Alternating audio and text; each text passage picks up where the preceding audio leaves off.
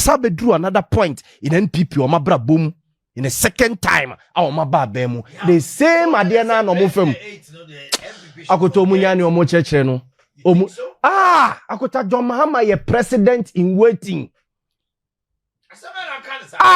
akota NPP for no mo jitum say 2024 o betima win elections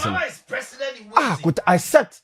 say asam kase na ya wuka yo akota accept say obia ontigana ha ana obia unfollow issues ekoso Ghana ha domama nka bibia nche Ghana fo domama ma Ghana for policy bia so obe 45% da ha over 45 da ho he's in a comfortable lead this time omo comfortable lead na ye adwuma NDC na kwata the signs in here clear ya onye easy sa kwata ye 2 years we yanim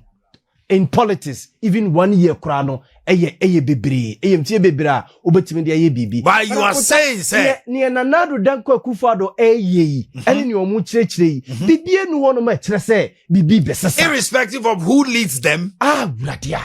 na Kennedy Japan Baumia Alan these three key Kennedy Japan Alan Chiramaten Dr. Alhaji Mahmoud Baumia on the campaigning on one achievement so enye na nado danko akufa na achievement ahotro de abre Ghana for obeka ho asema kire Ghana for ana